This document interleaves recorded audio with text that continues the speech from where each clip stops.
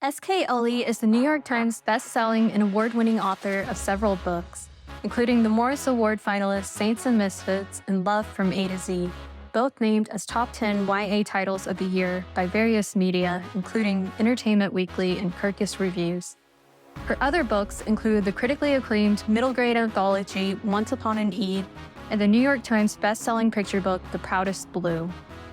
I first interviewed Ellie in 2017, back when I still worked for Spine magazine and Ellie had just released her debut. I was thrilled to have the chance to speak to her again, ahead of the release of her widely anticipated fantasy debut, Fledgling.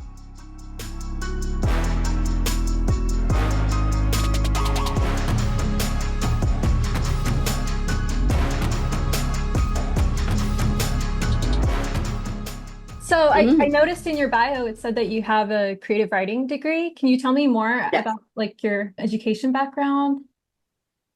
So my creative writing degree is not an MFA. It's an undergrad degree. So I originally wanted to go into journalism because I knew at the end of high school that I wanted to pursue writing. And at that time, it was in the 90s, the only, MFA programs hadn't really taken hold. And all I knew was like, oh, if you want to study writing at university, it's journalism. So that's where I was heading. But then I ended up getting a scholarship to, I think, the first university that had established a creative writing program in Canada, and that was York University. And they had you can graduate with a degree in it. So I took that route, and yeah, so it was just an undergrad degree of like just 4 years of study of writing of all sorts, including prose, poetry. Yeah, so it was akin to an MFA program now. Yeah. So you're based in Canada? Yes. Okay. And have you always been based in Canada? Yeah. Always, besides living abroad like a year, been always living in Toronto and Montreal between, yeah.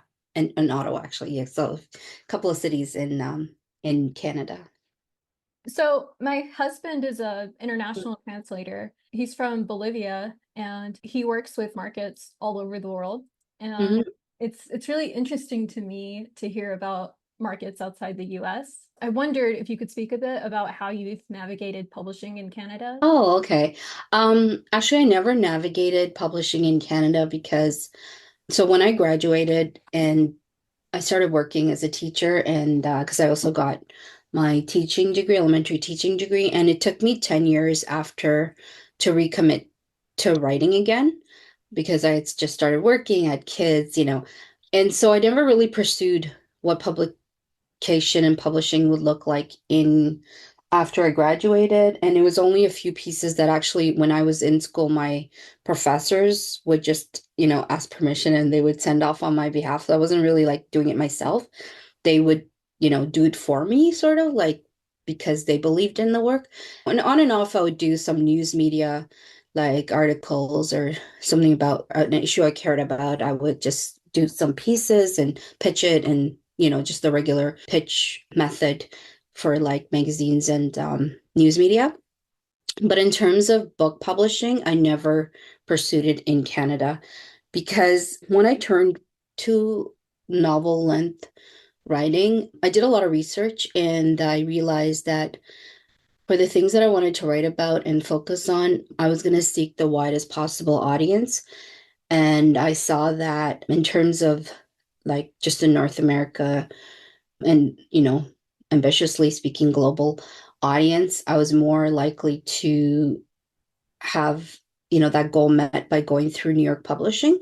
So that's where I made that decision of just submission through a literary agent to American publishers.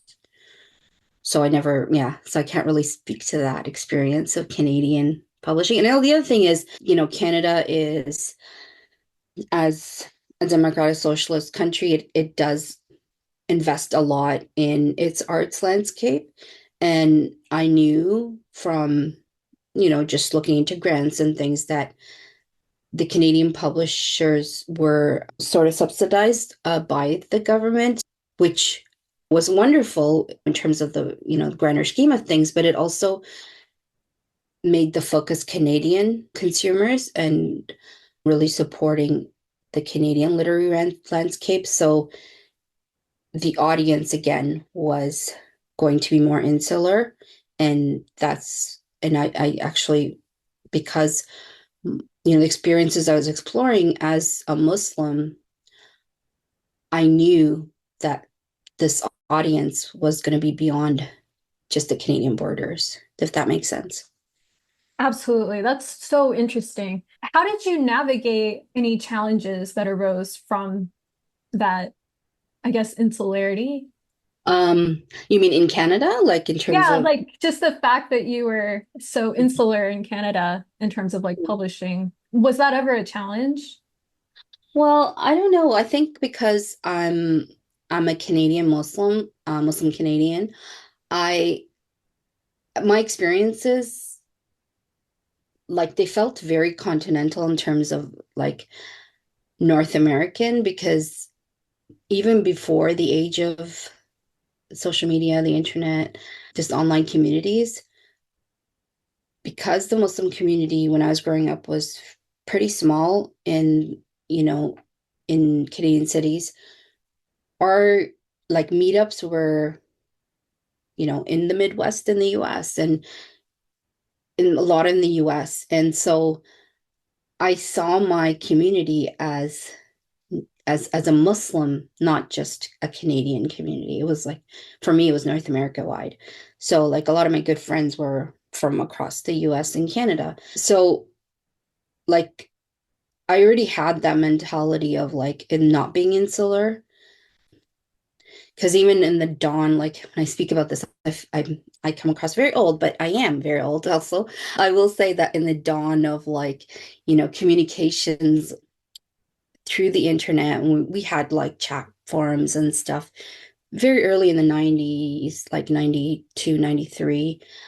And the Muslim women that I speak to about like topics, they were across North America. I never saw writing towards an insular crowd or community or audience. I didn't like, I felt very like there was that limit wasn't there in terms of like what I was pursuing.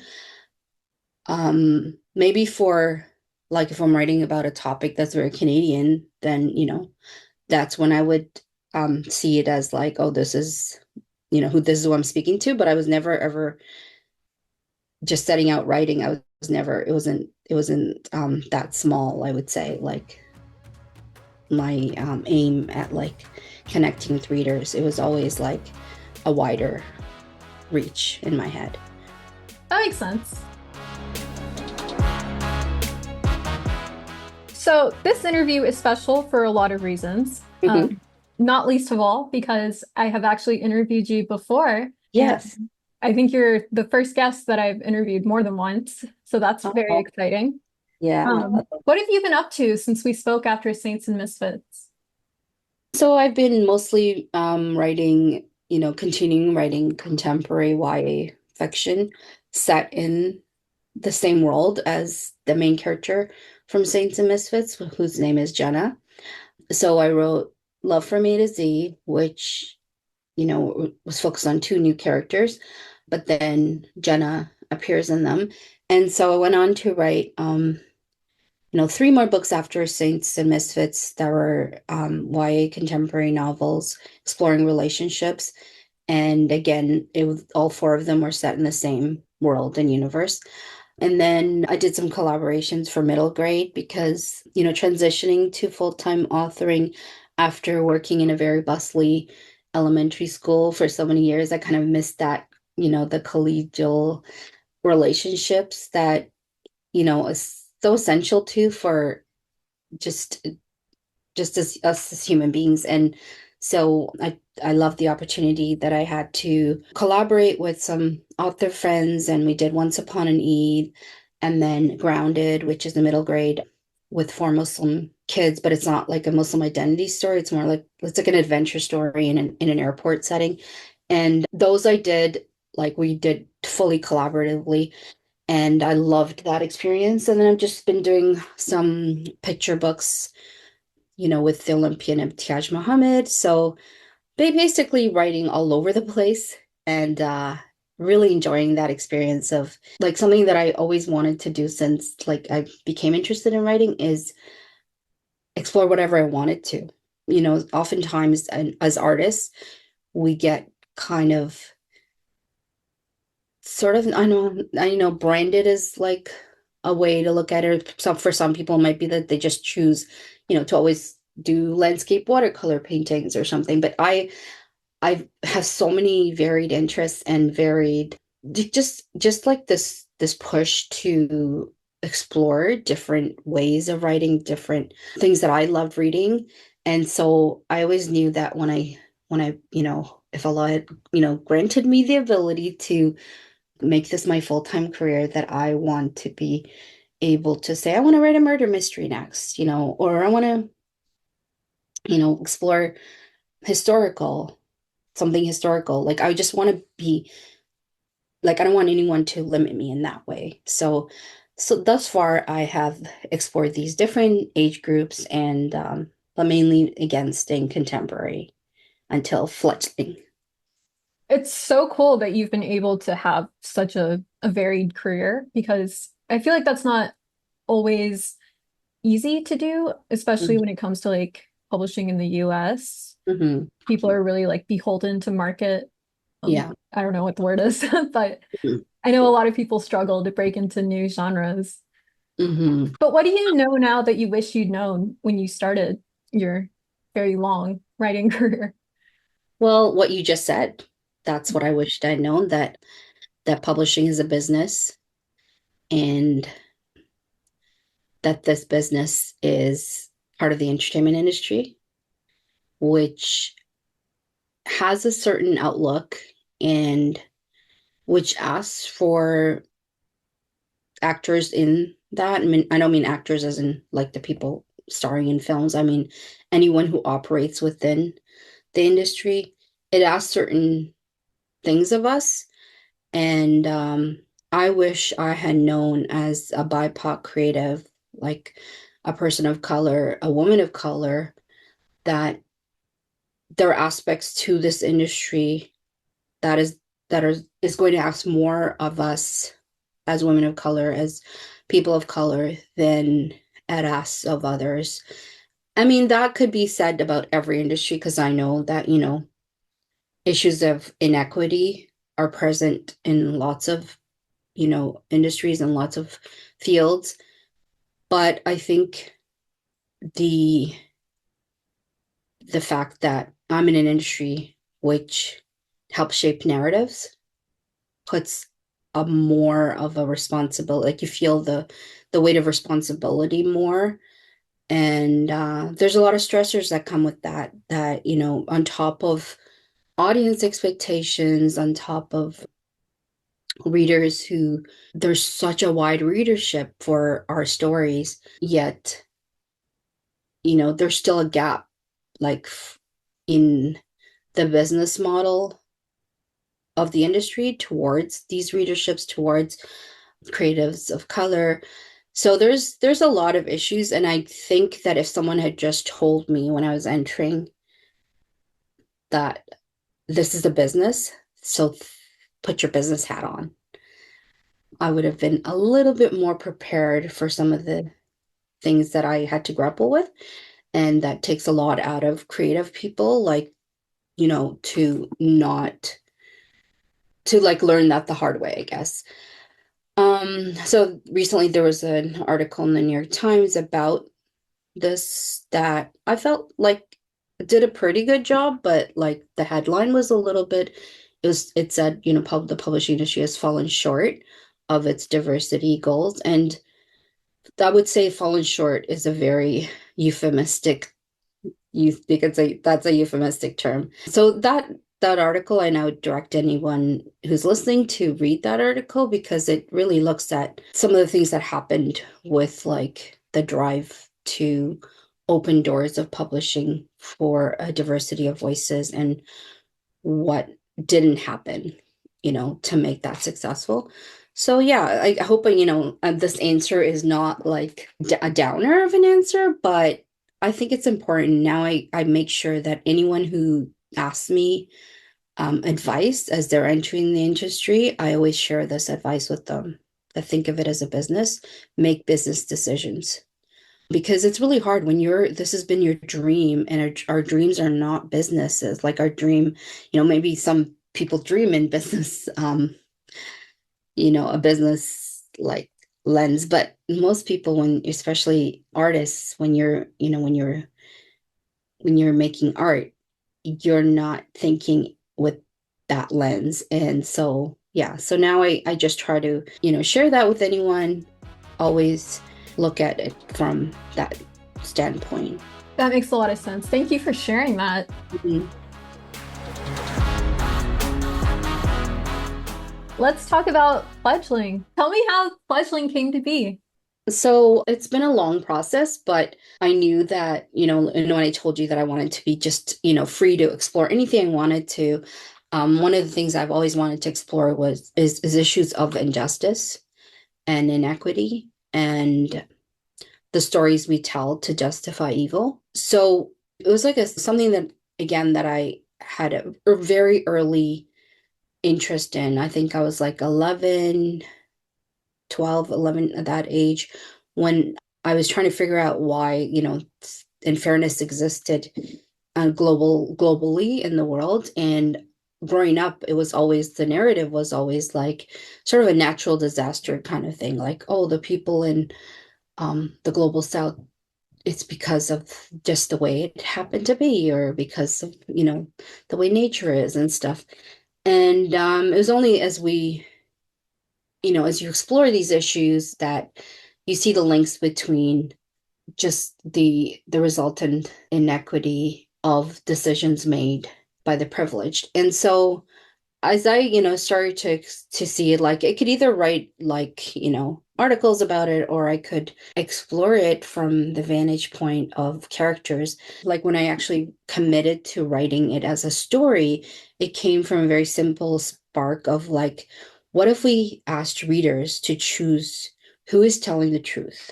And not, and I don't mean as like having an unreliable narrator character, but like a story where a reader is asked like to see who they believe more and why. And I wanted readers to explore their own preconceived notions, own prejudices, my own prejudices, and explore our complicity in these things. So I didn't know how to really do that, except like initially I was thinking first middle grade, because I was thinking like readers could at the end of a book say, which way they choose to, like, who's telling the truth more, and from everyone who presented their stories. And then the next book could be like kind of like a choose your own adventure, but more like the readership decided as a whole.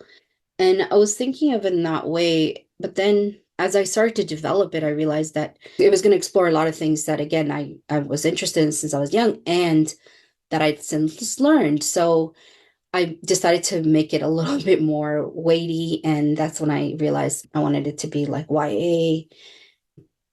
And the whole concept of fledgling came from like asking readers, like, which way do you choose to go? Like, which way do you fly? Which way do you, because it also made sense with the whole left wing, right wing ideologies. And I'm like, but what if that's not the way? What if it's seeing through these labels and thinking for ourselves? And so that's where like the theme started to develop. And I knew then I had signed myself up to telling like a deeper story than the initial spark of like, who do you believe in? Which way should the story go? But more like, let's look at these different POVs and see how they're navigating the world. And through that, experience what it is to think for yourself.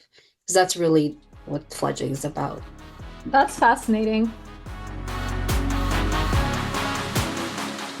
From the very moment that I heard about this book, I thought it was a fascinating premise. I really enjoyed reading it as well. But something that I'm struggling with myself as a writer and also as a reader, how do you navigate writing and reading dark themes during a time when people might not be too enthused by that sort of content? Or when people are looking for an escape from that thing?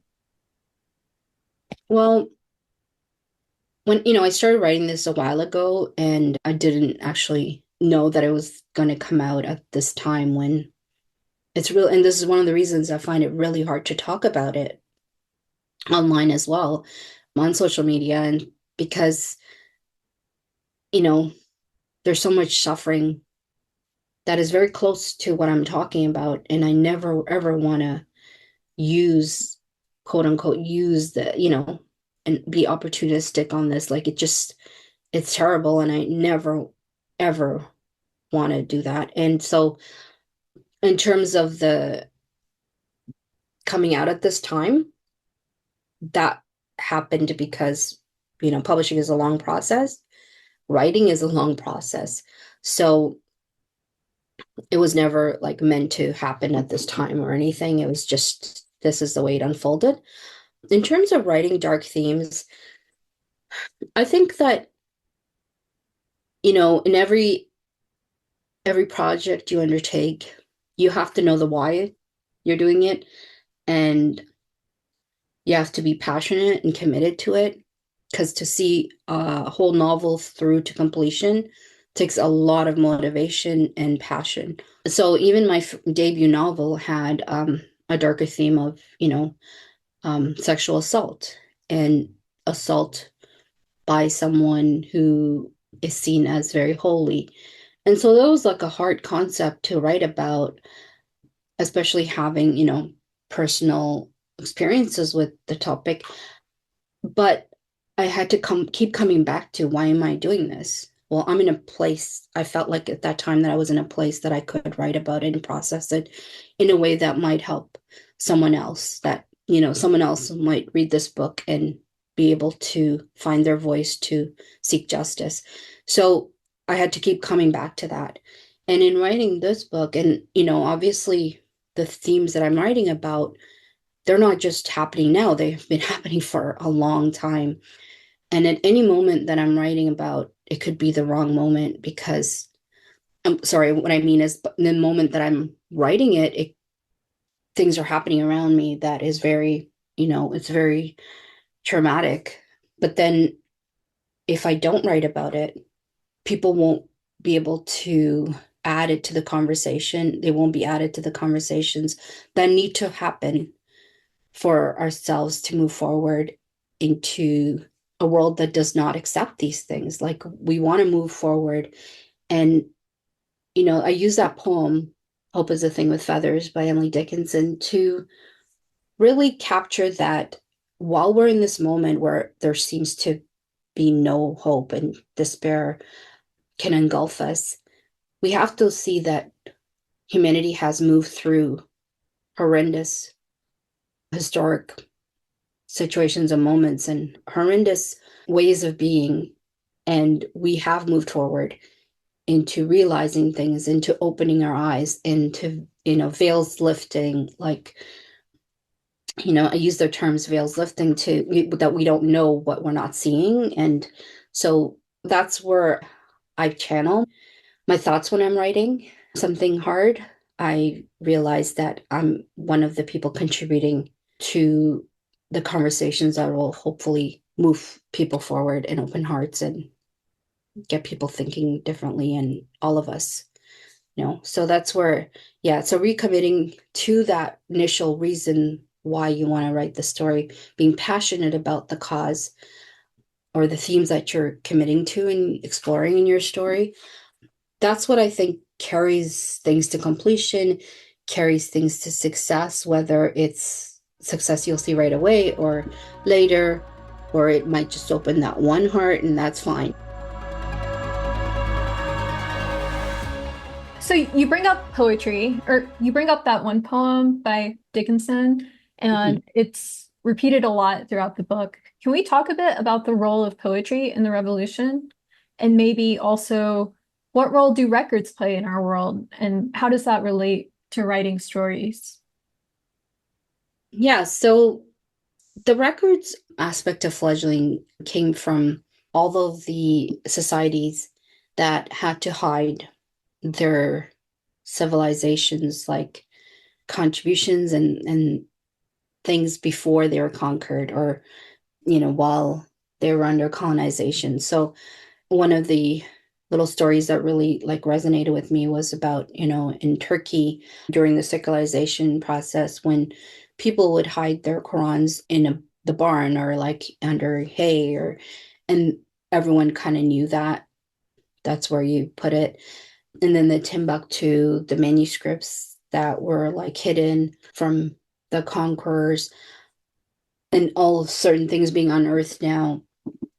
And just the fact that anyone under suffering conquest knew that their scholarship was going to be destroyed. That's where it came from, for me to explore the urgency with which people realize that this is happening and we have to preserve ourselves, our history, and our, who we are.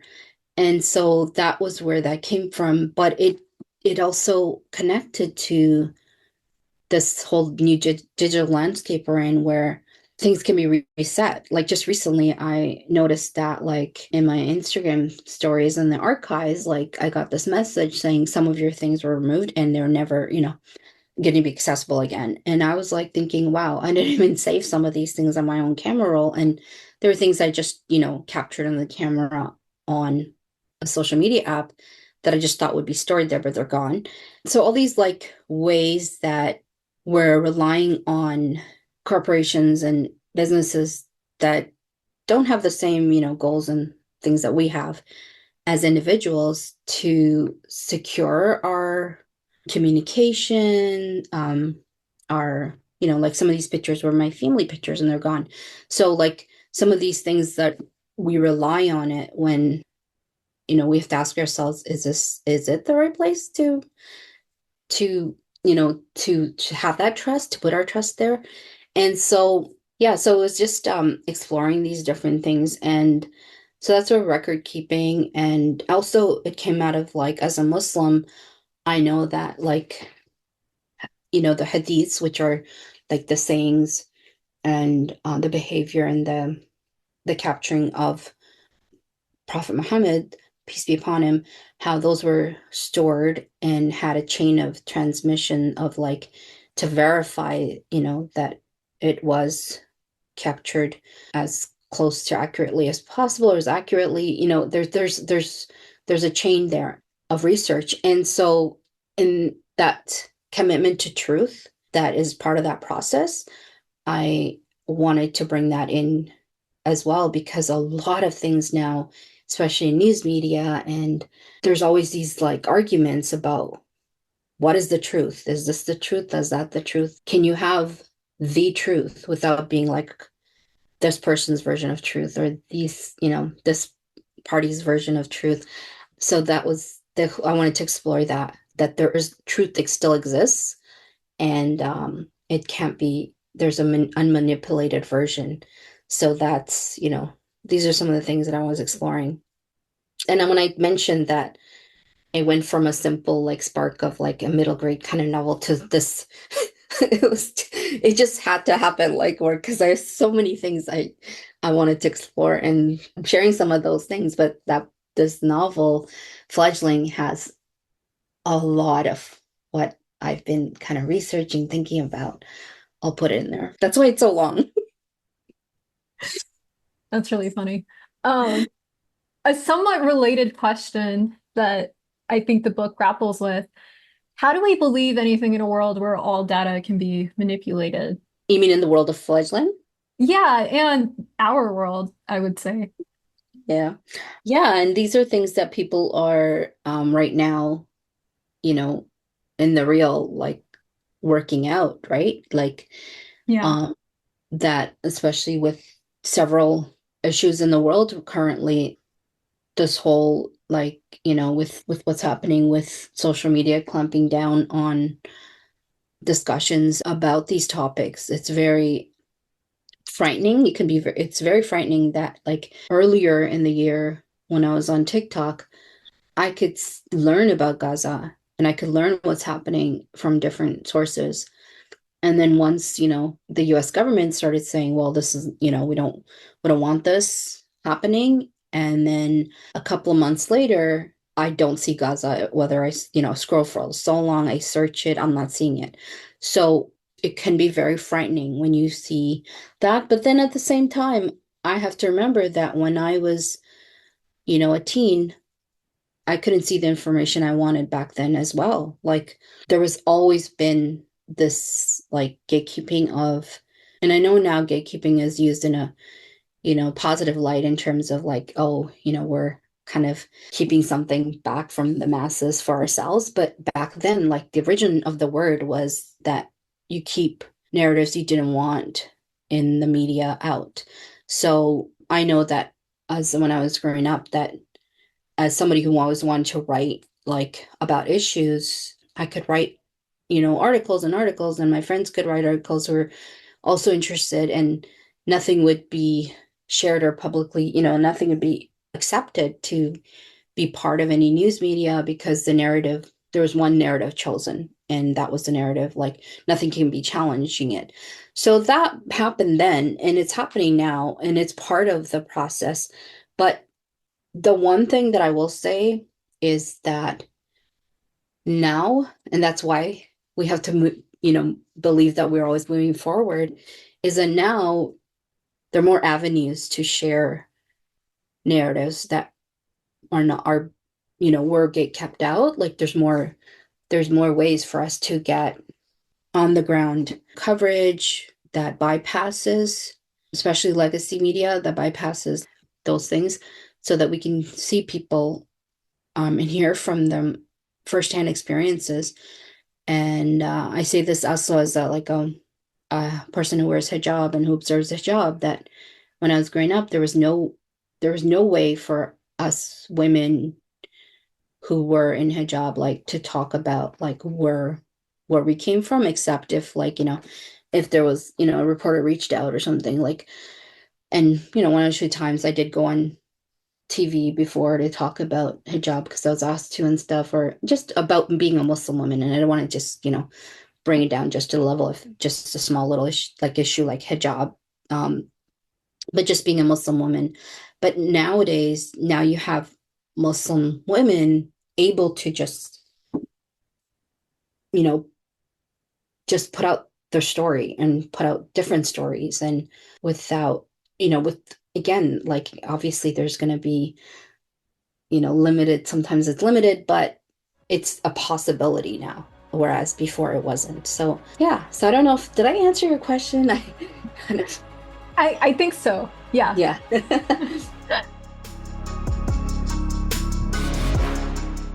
So there's a lot of themes explored here, obviously. What do you most hope people take away from this book? Really independent thought. Yeah, independent thought, I would say, and listening to stories from firsthand, listening to the people, quote unquote, being talked about. And I bring this up in terms of Palestinian voices, for example. A lot of times we don't get to hear from Palestinians talking about their experiences, and others are called to speak for them. And I would like, readers to think about that, oft repeated phrase, the voiceless, because there is no community that's really voiceless. It's just that nobody's passed them the mic. That is something that I hope, readers take away and think about and really open their eyes to where it's happening around them.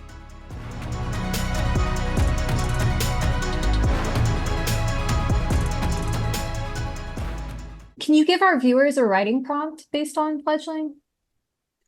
Take a situation of conflict, a small situation of conflict, for example, disagreement at a dinner party, or something going on with a group of friends where the friendship is, about to break, or like the group of friends are about to disband. Write a small chapter in each person's perspective of that situation, how they process it. That's I hope, is that too big of an assignment? Not at all. I love that. Okay. But That's a good segue to one of my other questions. What made you decide to write the book from Raisa's first person perspective? Yeah, so I talked about this a bit on social media that like when I was trying to write this dystopian story, and I love dystopian, I just love stories looking at characters trying to figure out what went wrong, sort of, in the whole society around them.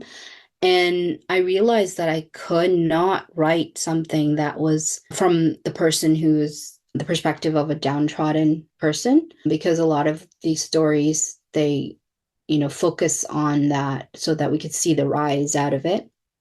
The rise out of the situation, like they rise out of this predicament.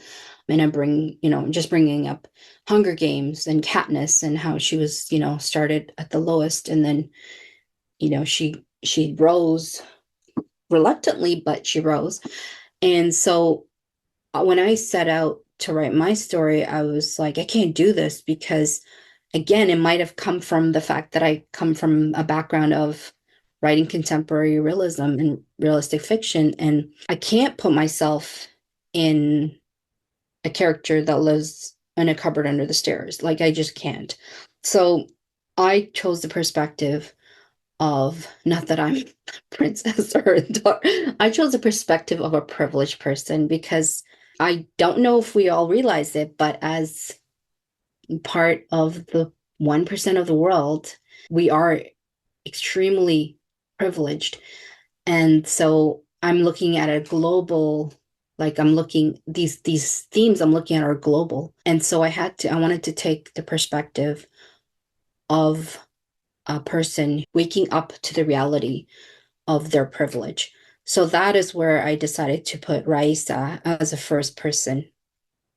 And I wanted readers to step in to her headspace, and as the world dawns on her, they also would like they also will open their eyes to this world.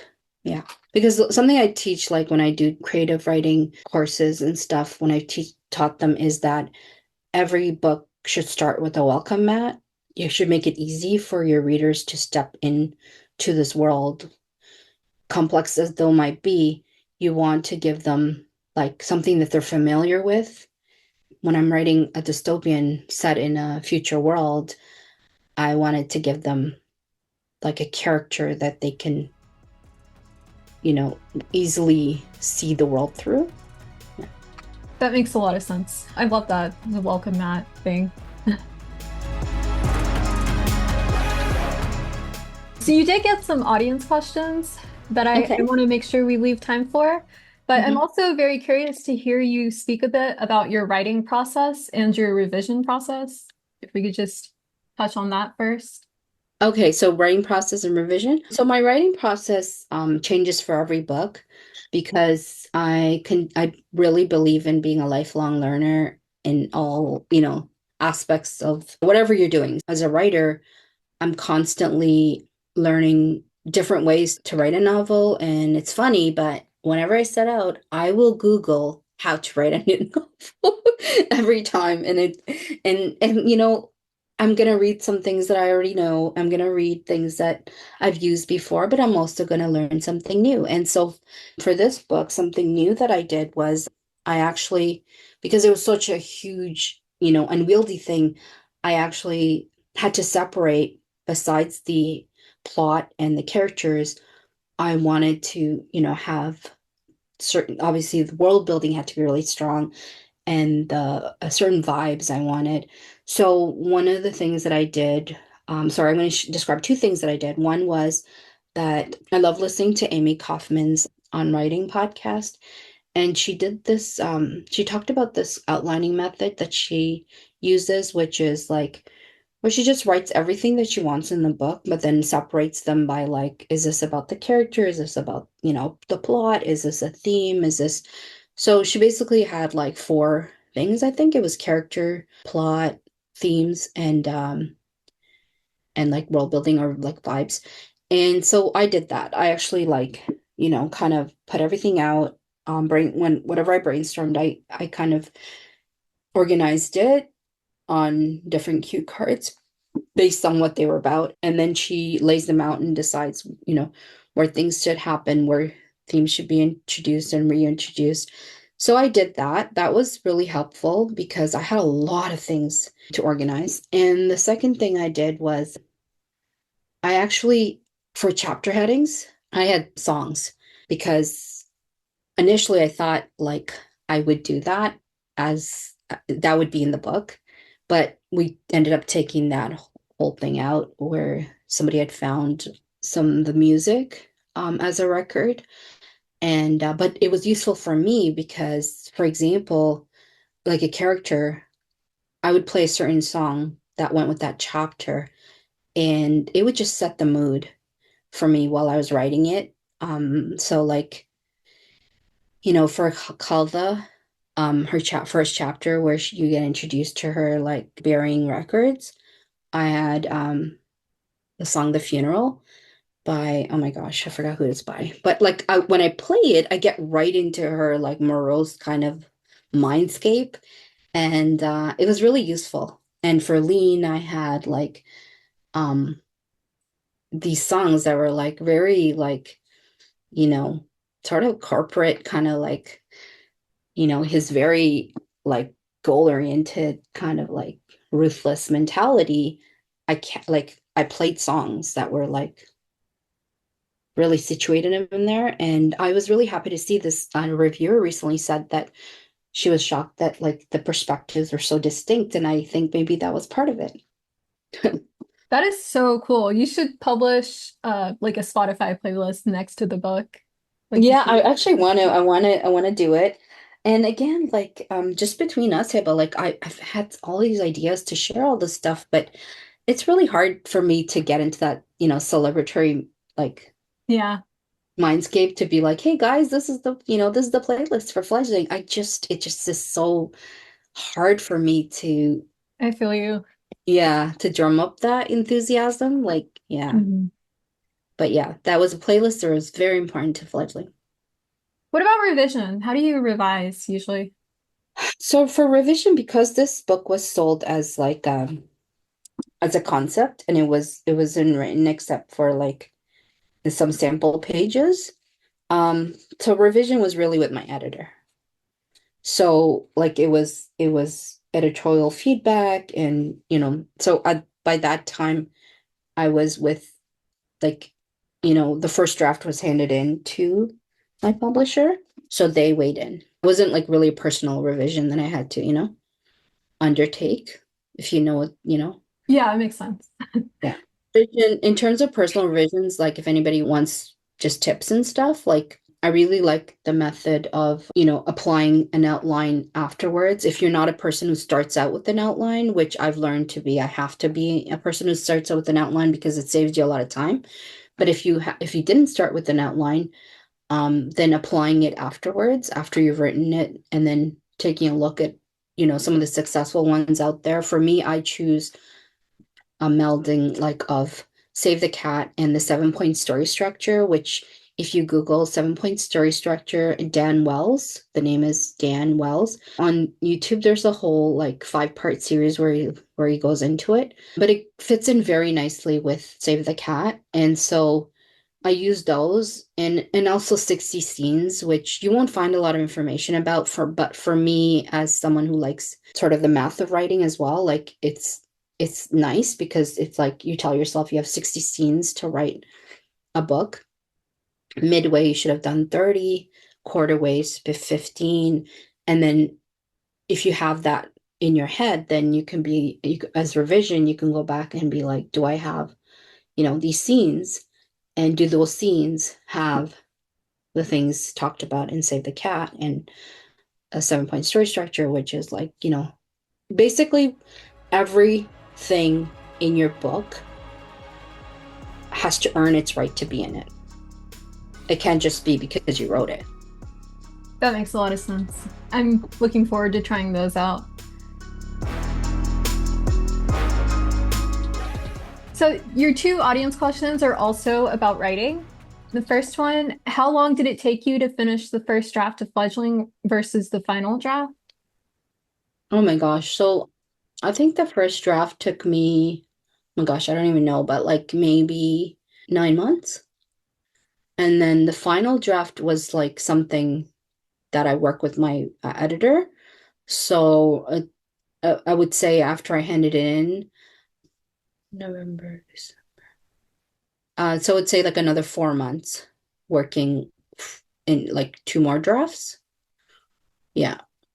But I actually, because I work very close with an outline, I usually have a cleaner first draft because I don't put in anything that has to be taken out. Sort of. It's usually I'm asked to when I revise, I'm always asked to like add stuff.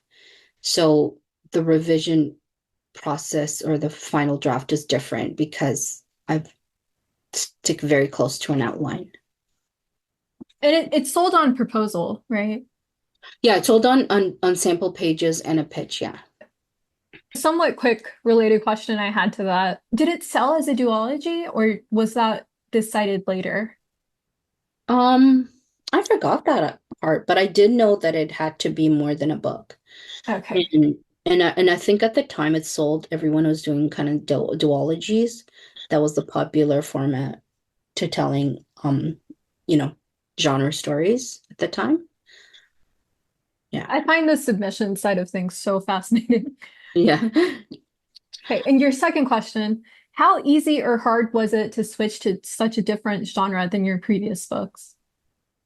It was obviously it was a learning curve, but then also I love learning, so I love that aspect of it of like seeing how to do it. But I think harder, if I can talk about the hard part, is opening up a new audience.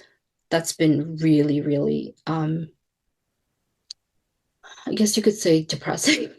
Because I'd been told about this, like I've been warned by other authors that it's really hard to get like your readership to take a chance on a new, thing, regardless of how committed they are to, to your new books. Like and I find it really challenging. But I have to always tell myself, that's not like it's partially the job of the publisher too, to put partially or mostly the job of the publisher to like, open up new audiences. But I would say the hard part is that, like, to convince readers who've expected one type of story from me to be like, oh, should we read this one? This one's different. And that I knew from like authors like G. Willow Wilson, who I've spoken to about this topic as well, and others who switched genres, that it's just very hard to get people to follow you. And I always knew that, but now that I'm like in it and experiencing it, yeah, that's the hardest thing, harder than the writing, I would say. Hey, great. Thank you so, so much for this. Sorry I to learned so sorry to much. end on a downer note, but No, it's totally fine. I don't think it was a downer. I think it's important to be as yeah. transparent as you can when it comes to this stuff. Thank you, Hiba. Of course. And thank you so much for all of this. You're welcome, and I really enjoyed this. And please keep in touch with any questions Absolutely. or anything, any way I can help you too, inshallah. Thank you so much. Welcome. Thank you, Hiba. Okay, Thank Assalamu you. alaikum. Alaikum.